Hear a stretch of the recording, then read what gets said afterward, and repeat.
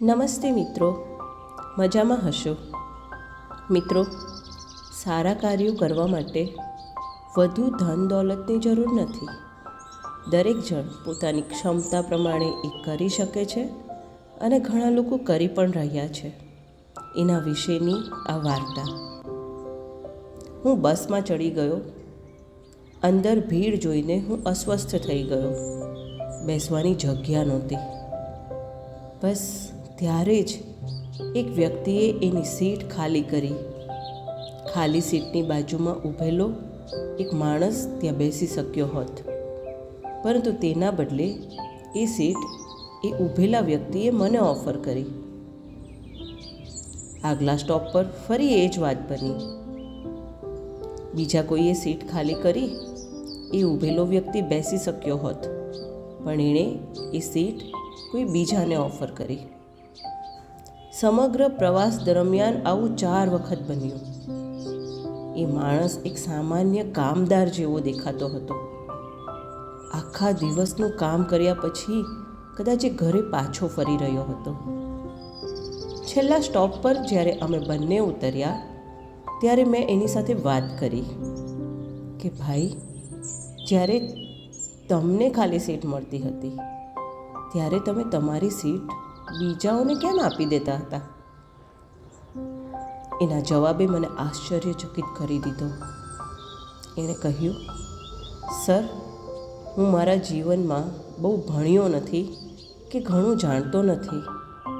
મારી પાસે વધારે પૈસા પણ નથી, એટલે બીજાને આપવા માટે મારી પાસે કંઈ ખાસ નથી. એટલે હું દરરોજ આવું કરું છું. મને મળતી સીટ બીજાને આપી દઉં છું. આ એવી વસ્તુ છે જે હું સરળતાથી કરી શકું છું. સર, આખો દિવસ કામ કર્યા પછી હું થોડો વધારે સમય માટે ઊભો રહી શકું છું. મેં તમને મારી સીટ આપી, તમે મને આભાર કહ્યું. મેં કોઈના માટે કંઈક કર્યું, એનો મને સંતોષ મળ્યો. હું આ દરરોજ કરું છું અને એ રીતે અનુભવું છું કે કંઈક રીતે તો હું યોગદાન આપી રહ્યો છું. આ રીતે હું રોજ ફ્રેશ થઈને, ખુશ થઈને ઘરે પાછો જાઉં છું, એવું વિચારીને કે આજે મેં કોઈકને કંઈક તો આપ્યું. હું અવાચક હતો. દરરોજ કોઈકના માટે કંઈક કરવાની ઈચ્છા એ સૌથી મોટી ભેટ છે. આ અજાણી વ્યક્તિએ મને ઘણું શીખવ્યું. અંદરથી અમીર બનવું કેટલું સરળ છે.